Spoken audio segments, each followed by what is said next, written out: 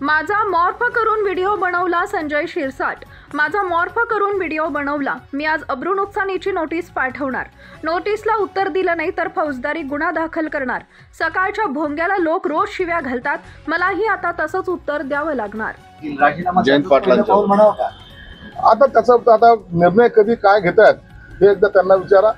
परंतु एक निश्चित आहे, आता जयंत पाटलाची जी काय घुसपट होत होती ती आता थांबली असावी। तुमचं आमंत्रण आहे त्यांना, तुमचं आमंत्रण आहे त्यांना, त्याचा निर्णय आता हे पक्षाचे वरिष्ठ नेते घेतील। रोहित पवारांना येऊ द्या ना। मी तुम्हाला प्रत्येक वेळा सांगतो, विरोधी पक्षातले जरी असेल किंवा सत्ताधारी पक्षातले जरी असेल, कुणालाही नोटीस आली तर त्याचं उत्तर द्या ना। तुम्ही चूक केली नाही तर तुम्हाला तिथं काही होणार नाही, परंतु त्याचा एवढा गवगव करण्याचं काय कारणच नाही ना। उत्तर देणं हे आपलं काम आहे आणि म्हणून त्याच्यासाठी एवढं काही संकट आलं असं समाजाचं काम नाहीये। जर तुमचं चूक असेल तर निश्चित त्याची पनिशमेंट तुम्हाला मिळेल।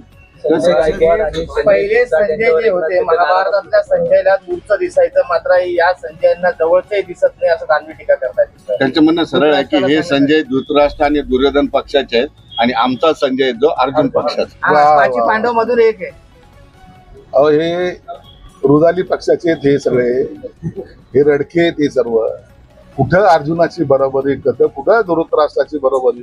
इतिहास सांगायला सुद्धा इतिहास वाचावा लागतो आणि हे बगर वाचता इतिहासाचे प्रणेते झाल्यासारखे बोलतात ना, त्या टायमाला त्यांच्या बुद्धीची क्यू करायची वाटते। दलालांची एक गँग महाराष्ट्रामध्ये कार्यरत आहे। यांचे सर्व पुरावे माझ्याकडे आहेत, परंतु त्या खालच्या राजकारणाला मला जायचं नाही। परंतु आता मला असं वाटायला लागलंय की आता त्यांना त्यांच्या भाषेमध्ये उत्तर देणं गरजेचं आहे। कुठं कुठं कशी सरकारी बंगल्यामध्ये पार्ट्या केल्यात त्याचे सुद्धा आता व्हिडिओ मला सुद्धा दाखवावे लागतील असं मला वाटतंय। आणि म्हणून ते बाकी काय असेल ते पुणे असेल, मुंबई असेल, मग सगळे प्रकार जेव्हा काढेल तर हे यांना प्रतिभूत थोडी होईल। परंतु ह्या नीच पातळीवर जाण्याची माझी आज तरी इच्छा नाहीये। जर त्यांनी माझ्या विरोधात आणखीन गरळ ओकण्याचा प्रयत्न केला तर मला निश्चित त्या भाषेमध्ये त्यांना उत्तर द्यावं लागेल। असं म्हणाले की तुम्ही कुठल्या पातळीवर गेलेले आहात, हे तुमच्या राजकारणात तुमच्या तत्वात बसतं का? माझ्या बेडरूम मध्ये मी बसणं हे माझ्या पातळीत बसत नाही काय?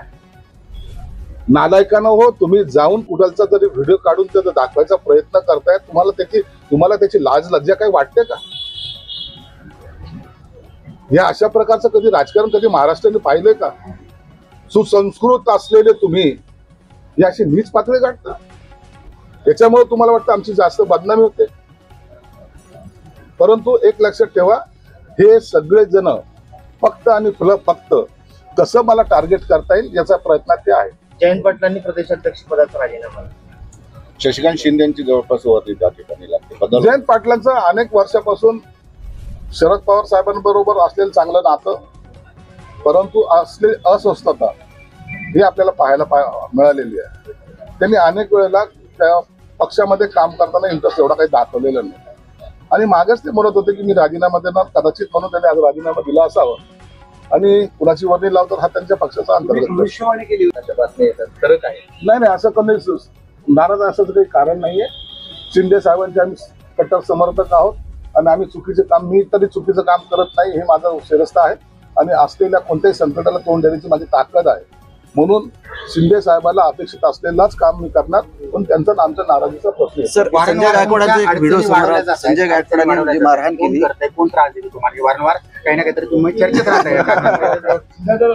चर्चेत राहण्यासाठी मी तेवढं काहीतरी करतो याची जाणीव त्यांना झाली आताच्या परिस्थितीत आणि मी जे काही करतो ते त्यांना झोंबतंय एवढं मात्र निश्चित आहे। परंतु शिवसेना प्रमुखांचा शिवसैनिक आहे मी, वाकणाऱ्या मधला नाही, मी चाटणाऱ्या मधला नाही, मी सिल्वर ओक मधला जाणाऱ्या मधला नाही, तो स्वाभिमानाने लढणारा आम्ही सर्वजण आहोत।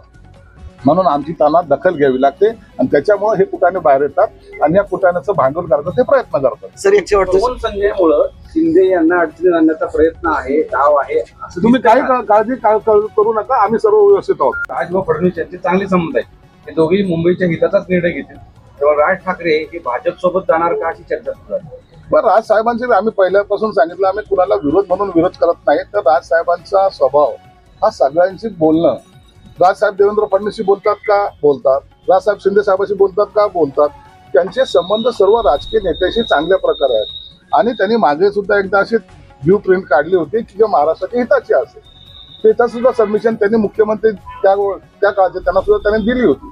म्हणून जो महाराष्ट्राचा पॉझिटिव्ह विचार करेल त्यांच्याबरोबर आमची मैत्री ही कायम राहणार आहे. अरे समाज कल्याण विभागाच्या उपायुक्त जयश्री सोनखडे यांचा एक व्हिडिओ व्हायरल झाला होता की कामगारांना घरी बोलून आईची स्वतःची मसाज करतानाचा तो व्हिडिओ आहे.